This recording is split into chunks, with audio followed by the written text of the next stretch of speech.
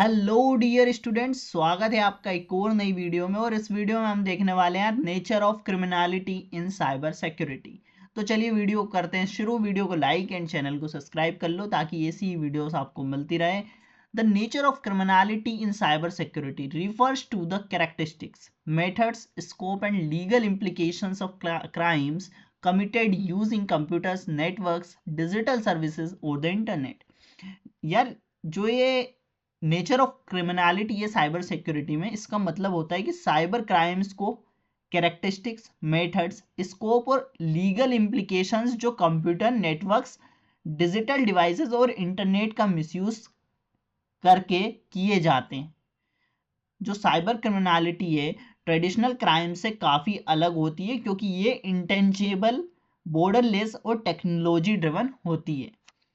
अब क्या क्या की कैरेक्टरिस्टिक्स होते हैं इसके?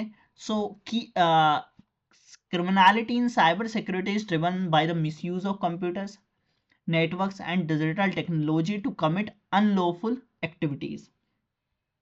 तो यार, ये जो होता है, ये साइबर क्राइम जो है फिजिकल वर्ल्ड में डायरेक्ट विजिबल नहीं होते हैं, बल्कि ये क्या होते हैं, डिजिटल सिस्टम्स और वर्चुअल प्लेटफॉर्म के थ्रू कमिट किए जाते हैं। इसमें हमारा कंप्यूटर से हो सकता है, कंप्यूटर का मिसयूज किया जाता है, नेटवर्क का मिसयूज किया जाता है, एंड यहाँ पर डिजिटल टेक्नोलॉजीज का मिसयूज भी किया जाता है। Cyber crimes are not restricted by the geographical boundaries. Offenders and victims may be located in different countries। तो इसमें क्या होता है, इसका जो नेचर होता है बॉर्डरलेस होता है। मतलब साइबर क्राइम जो है वो जियोग्राफिकल बाउंड्रीज से रेस्ट्रिक्टेड नहीं होते हैं। ऑफेंडर जो है वो एक कंट्री में हो सकता है, सर्वर उसका दूसरी कंट्री में हो सकता है, विक्टिम जो है वो किसी और कंट्री में हो सकता है। तो इस वजह से जो जुडिक्शन है और इन्फॉर्मेंस जो इन्फोर्समेंट है वो क्या हो जाता है, कॉम्प्लेक्स हो जाता है। Cyber criminals often hide their identity using tools like such as VPNs, proxy servers and encryption, making detection difficult। अब इसमें क्या होता है कि यार, साइबर क्रिमिनल जो होते हैं अपनी आइडेंटिटी को छिपा लेते हैं। किस किस की हेल्प से वो छिपाते हैं? वीपीएन यूज़ कर लेते हैं वो, प्रॉक्सी सर्वर से, इंक्रिप्शन टूल से। अब इनका यूज़ करते हैं वो, जिससे क्या होता है कि डिटेक्शन और ट्रेसिंग जो है वो डिफ़िकल्ट हो जाती है। Although cyber crimes usually do not involve physical violence, they can cause severe financial loss, reputational damage and psychological harm। तो इसमें क्या होता है कि यार, वो cyber crimes generally physical violence involve नहीं करते हैं, लेकिन सेवियर फाइनेंशियल लॉस हो सकता है, रेपुटेशनल आपकी डैमेज, रेपुटेशन डैमेज हो सकती है, साइकोलॉजिकल आप हार्म हो सकते हो। ये जो है सीरियस कॉन्सिक्वेंसेस जो है ये हो सकते हैं।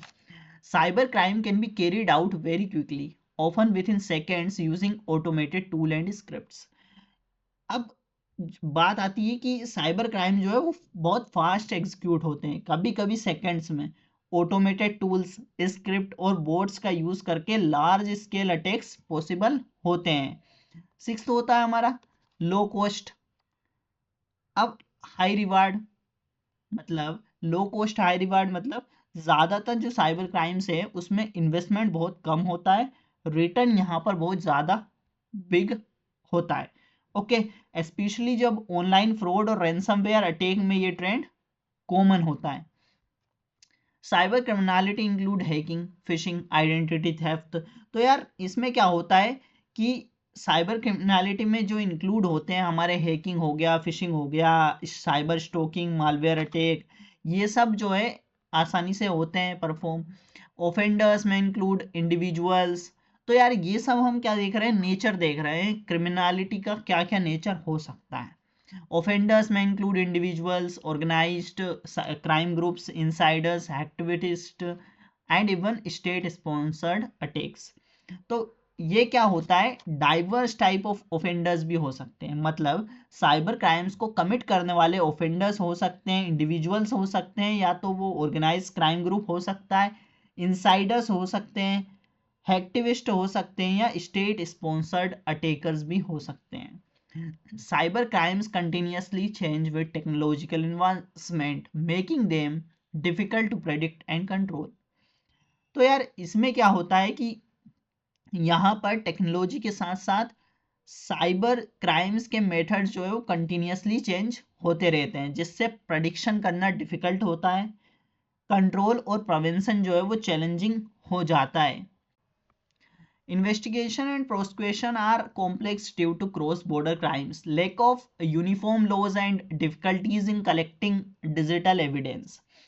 अब यहाँ पर क्या होता है कि साइबर क्राइम जब इन्वेस्टिगेट होता है तो यहाँ डिफिकल्ट होती है चीज़ें कि क्राइम जो है वो क्रॉस बॉर्डर हो सकते हैं, यूनिफॉर्म साइबर लॉस का लेक होता है, डिजिटल एविडेंस कलेक्ट और प्रिजर्व करना कॉम्प्लेक्स हो जाता है, तो उस तरीके से ये भी बहुत सारी चीज़ें वर्क नहीं कर पाती है। तो ये सब नेचर हो सकते हैं क्रिमिनलिटी के। आशा करता हूँ कि यार ये वीडियो आपको समझ आ चुका है। एंड फाइनल बात आपको याद रखनी है कि ये क्वेश्चन भी आपके एग्जाम्स में कई बार पूछा जा चुका है, आपसे right a short note on में ये क्वेश्चन जो है कई बार पूछा जा चुका है। तो आपको थोड़ा सा फोकस करना है। मिलते हैं नेक्स्ट वीडियो में, तब तक के लिए keep learning, keep growing. Thank you.